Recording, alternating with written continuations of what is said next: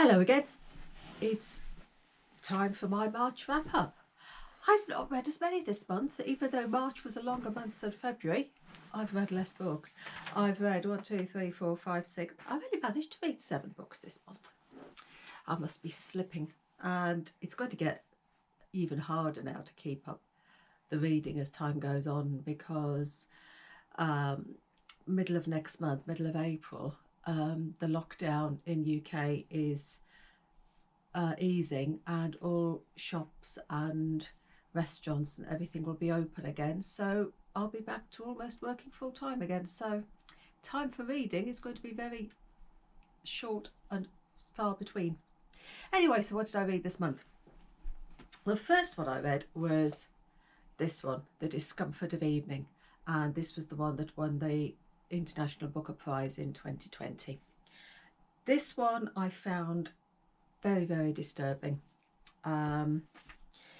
It's about a family, a devout family in the Netherlands, and it's told from the perspective of 10-year-old Yaz. And it all begins when her brother dies, and she believes that it's her fault because she made a pact with God that if her rabbit got saved, he could take her brother instead. And it's an exploration of grief and how grief can tear apart a family. And it's about the unravelling, really. Yaz and her brother and their friend. Yaz is 10 and the other two are a little bit older, and it's the way they are left to cope with grief on their own, and it's incredibly graphic at times, very, very disturbing. Lots of violence, abuse. The children are exploring their own sexuality. They're performing sexual experimentations on themselves. I found it a disturbing read. I really did, and maybe that was the author's intention, that we look at something and are disturbed by it in the same way that grief disturbs the smooth running of a family. Anyway, that was my first one. The second one I read was Where the Crawdads Sing, and I did enjoy this one. It's about Kaya, who's brought up on the marshes, and she's called the Marsh Girl by the villagers. She lives a totally isolated existence on the marshes. She knows everything about the insect, the wildlife, the flora and fauna of the area. She is incredibly well versed in all that, even though she hasn't had schooling. The story is that there's a murder and she is accused of it. And the story's in 2 timelines.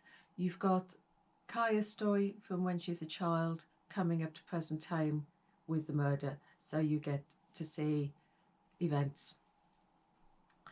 And you have beautiful descriptions of the marshes and the wildlife, and you find yourself growing to like her because of her situation, because of the relationships that she builds with people that she allows to get close to her. And yeah, it's a nice story. I enjoyed that one.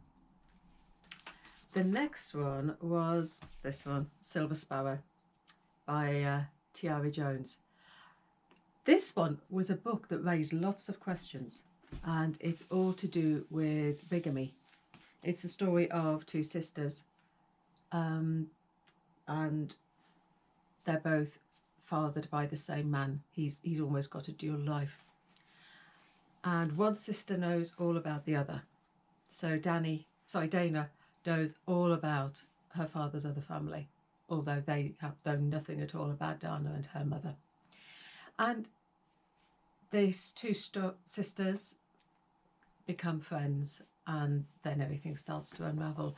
And it asks so many questions. Why would Dana's mother allow Dana and herself to be an outside family? Why would she encourage Dana to be a shadow child almost?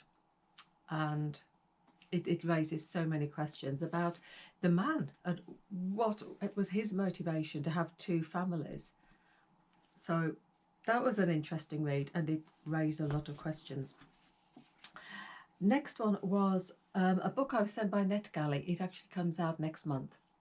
No, this month. We're in April. It comes out this month. The Light of the Midnight Stars by Rena Rossner. And it's a story about the Hungarian Jews. It goes back to the 14th century. And I read Sisters of the Wild Wood, and that was full of Russian folklore. And this is the same in the way that you've got folklore running through it again. And you've got the story of Jewish history, which is part of her own history. She's looking back at the history of her own family. And it's a story of Rabbi Isaac and his three daughters, Hannah, Sarah and Levana. And they're a family that have got magical powers. But when there's a tragedy, the family are forced to flee, and they set up home elsewhere and hide their religion. They change their names, they hide their religion.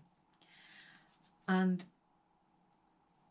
Hannah becomes the sort of the keeper of the family, because her mother and her father are so almost cowed by the existence that they're having to live.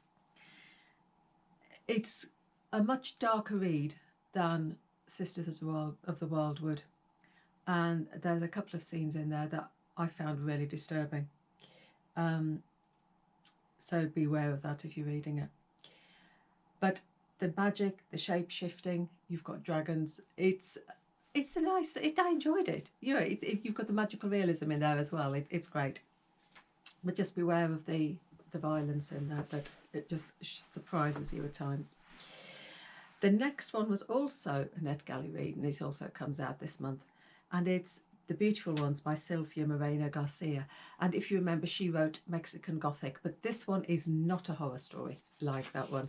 She's going into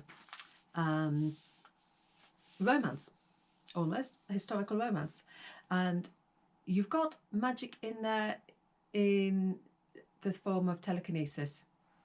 It's the story of Nina, who is introduced into society of these beautiful ones, the aristocratic families, and she's making her debut in the grand season, and she's been brought to live with her cousin and his wife as part of the introduction, so they can introduce her to the season. And because of her telekinetic powers, her debut goes wrong, and she finds it. Her cousin's wife finds her a dreadful disappointment, because Valerie, the cousin's wife, is one of these characters that you just cannot stand. She is so exacting. She is so she just thinks she is so far above everybody else. Everything has to be just so perfect, and of course Nina isn't. Nina isn't perfect, and you just cannot stand Valerie. Nina meets Hector, who is a performer. He's got these telekinetic powers as well, and he becomes her teacher. He tries to teach her how to use these powers, and it's the story of their relationship, and you always get a love triangle, and I really enjoyed that one. That was a really good read. The next one was, where am I up to? Ghosts by Dolly Alderton. I finished this one recently, and it's a story of 32-year-old Nina, and it's a year in her life. She's broken up with Joe after a 7-year relationship. They still remain firm friends, and she's now on the dating scene. And it's a story of herself, her relationships with her friends, the guys she meets on the dating site, and her relationships with her father and her mother, a mum's wanting to reinvent herself and father's got dementia.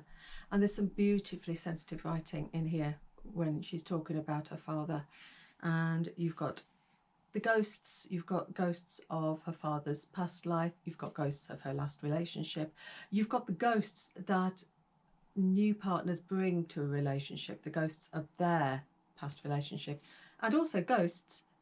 If you're ghosted, it means that somebody disappears from your life without a word and they just drop you like hot cakes, and that's something I learned from this book.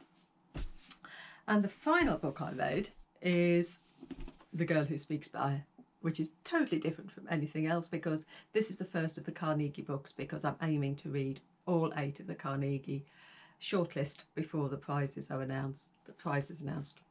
And this is, again, there's lots of folklore. There's Russian folklore, and it's the story of Yanka, who suddenly wakes up and discovers that her legs have turned into bear legs. And she goes off into the forest to find out the truth about family and where she belongs and her identity. And it's for 8 and upwards, and it's a great read for children, absolutely. So that was the one I'm finishing off on. So my book of the month, which was the one I decided that I liked, my book of March, I think has to be The Beautiful Ones by Silvia Moreno-Garcia. That was my favourite book of the month. So let's see how many I can read in April.